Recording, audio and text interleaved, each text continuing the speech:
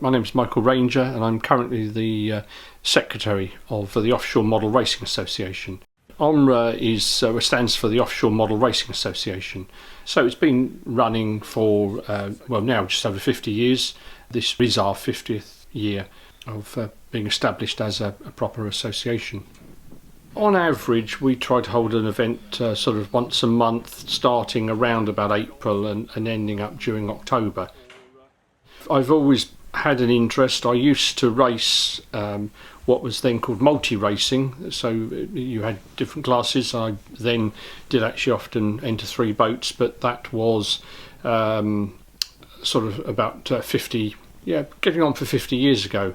And where I live in Eastbourne, we're only less than 10 minutes away from a large lake, large area of water that's public water. And I got involved with the Eastbourne Model Powerboat Club. Had a number of years sort of racing there, and I think actually I did get on the committee, but got a bit older and wanted to then get involved in motorsport. So I have had quite a period away from boats, but during that time I did kart racing, mod aeroplanes of varying types, powered, what we call slope sawyers. They're designed for flying off a hill. And then moved on to flying off a flat field with larger wingspan gliders up to about 3.8 metres, and then eventually full circle back to model boats. But they've evolved somewhat since when I was doing it. The engine source has changed as well. We do have a series of classes. Some classes are designed for the nitro powered boats. We also have one which is for electric motors, but I opted to run in what's called the D class and the E class, E sometimes being referred to as evolution, and each of the classes is determined by engine size, not so much the hull size, albeit there are limitations on the size of hull you can use. And so I'm running in those two. One of them, the D class, was in essence set up. It's sometimes referred to as a sportsman class because it's meant to be a bit cheaper, and you can only use standard 26cc motors. You're limited also to other add-ons that you can use around the motor that might give you more power, extract more power out of the motor. And then in the E class, that you can use any size engine up to about 65cc, but mine is 29.5cc, which is probably a popular size because it's quite powerful, but at a reasonable cost. Going to bigger engine, there's more weight, so it's you're fighting against it. You're going for more power, but you've got to overcome the sheer weight of the boat, the engine, everything along with it. So around about 30cc is probably the most popular sort of size of engine that's used in that class. Originally, A, B and C used to be the nitromethane engined classes, but they were becoming so poorly supported that they all in essence now become under the A class, but there are subcategories within the A class. So the B, and I don't think B is used at all now, but the C has become, as it is now accepted as the class for the catamarans. It's not C for catamaran, which is what would seem to be logical. And with those, they're limited to 30cc. There's no restriction on engine tune or anything like that, and there's no restrictions actually on the size of the hull. We have a small emitter that's fixed onto the deck of the boat.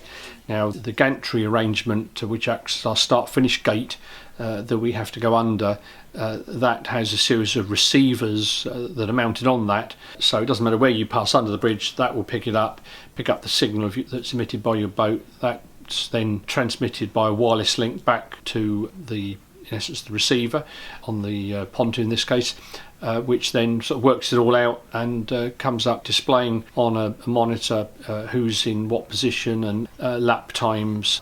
There's 2 ways of starting the engine. A lot of the engines originated from streamers like you use in the garden, and a lot of them use a hand start, just a recoil start that you'd pull to start the engine. But I'm getting older and spending years in the building industry, my shoulders are not as good as they were, so I've now opted for electric starter. So I have a small electric motor on a framework and a belt that goes around a pulley on the engine, and I use that to start the engine. It does simplify it, particularly on the occasion when you flip it over or get water in the engine, and you can just spin it over very quickly and get the water out, and then able to restart the engine and back out again. They're all operated by radio control. There's two types of transmitters that are used. Some are what's referred to as a pistol grip, so it's very much like a gun handle you're holding, and you do have a trigger on it, but you also have a steering wheel that operates the steering. Although that in essence only two channels, that most of them have other sort of switches and things on them, sometimes up as many as like 7 channels. But personally, I don't like that. I don't find or feel I have the same degree of control, and I use a transmitter that I used to use when I flew aeroplanes. So that has 2 sticks on it that have dual axis up and down, left and right, and one in my case operates the throttle and the other one is the rudder. This weekend we had a slightly different format. We held what's been referred to as a shootout sort of qualification. You don't have to qualify to get into the main race, but it was so that we could use the electronic timing system. We started off with all the boats in A class going out together, being gradually eliminated until you got to a point where there was 2 boats on the course together, and you then, the winner was basically the one that sets the fastest time. And then after that, as I say, we had the duration, the endurance race. So I was running in the D class and the E class, and I was able to win the D class shootout and the D class endurance race, and surprisingly enough the E class endurance race, which definitely came as a surprise to me. But it was a very close race in the end, because I only actually won by 1 lap, and that's the 1 lap that makes all the difference. You score points, first in this case being 15 points, and that then goes towards an overall annual championship. On my local lake I have tried out putting a basic GPS unit in my boat, sometimes, so if I make a change I can see whether it's a positive change or detrimental, and mine unit actually only displays in kilometres, but recently I clocked up, I think it was 71 kilometres per hour, which is about 43 mile an hour. We made the initial inquiries about coming over here. Some of the guys saw it as an event that we could run at. It also has the attraction of being associated with the full-size boats. But saying that, the first time we came, we weren't here the same week that the big boys were here. And then we were asked by the harbour master for next year to come a couple of weeks later to coincide with them. So we now get sort of promotion, not financial help, but we get promoted by the British Powerboat Association. That may not be their full correct title, but the association to do with the full-size powerboats. So we in essence almost act as a support event for them. Every race we go to is a challenge, because the conditions always vary, and talking to some of the people, they knew the weather was going to change. It's seldom we get to race in what are ideal conditions, but seldom we get to race in conditions where it's made easy for us. It's always a challenge, and I find that's part of what's interesting, rather than sort of racing on flat mirror calm water where there's nobody else there to sort of get in your way or to create any obstacles for you. Some of the pontoon gives us an element of protection against the wind, but one of the other issues we have is the amount of activity. You've got the ferry boats, you've got the other in this weekend we had the powerboats going out, and then you get the pleasure crafts going out. They've all got propellers, they all create wake, so as we're going along within the area close by the pontoon, the water is a little bit calmer, but once we get past that, it's open water, the wind and the waves, so it is very much a challenge looking ahead and trying to within reason judge what you've got to do to the boat, how you've got to adjust your speed, etc., so that you remain upright and can get round the buoy and then come back again. You've got to have mechanical understanding and knowledge to be able to sort of keep the boats running, and some of it you can only develop over a period of time with experience and to an element trial and error, trying something. If it doesn't work, then doing something else. It helps to have somebody to sort of look out for you. We always have to have a spotter, and my wife Leslie does the spotting for me on most events, and their role really is to be looking ahead of where you are to make sure the area is clear, to advise you if the rescue boat is going out on the water, so you can avoid that. But it's you've got to have good vision as well, because sometimes we're driving at some distance from where we're standing. I suppose trying to remain calm and not get too flustered and annoyed.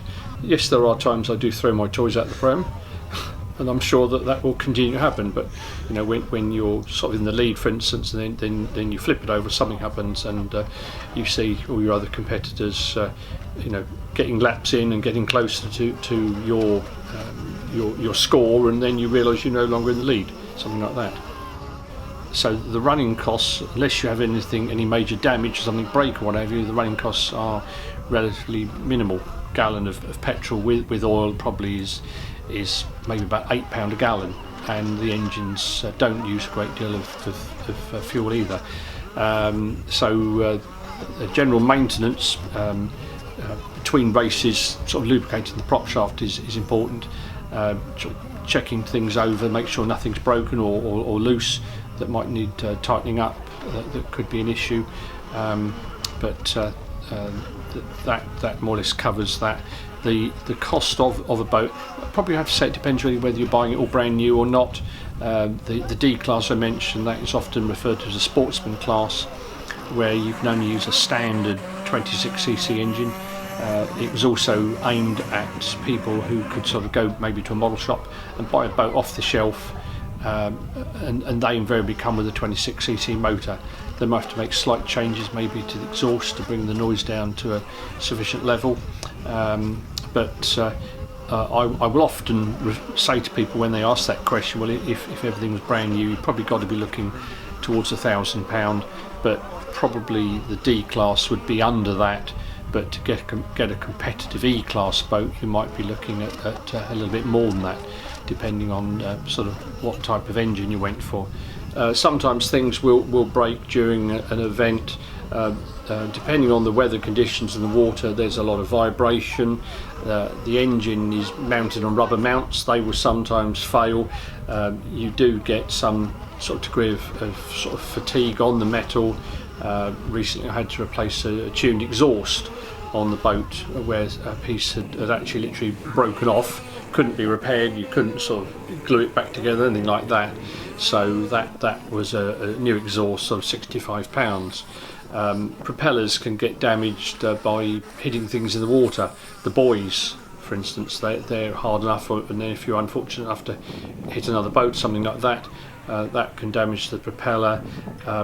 Propellers can cost from probably around about £30 up to probably close to £200, but I don't have anything that costs as much as that, and I don't know of anybody who actually does, but that's just to give you an example of the range. Probably most of ours are around about sort of £35 each. I do have 2 different cans of fuel, but I would say that probably I've used less than a gallon combined for all the racing I've done.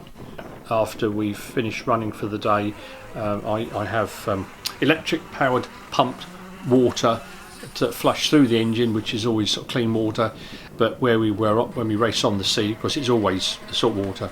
So the problem becomes when you flip the boat and the water gets into the engine. Well, you eventually get the water cleared out, but there'll be still some probably slight residual water in there. So you want to really get the boat back on the water and get it up to full working temperature to clear out any of the water that might have remained in the engine. It was a good weekend overall, so 3 first places.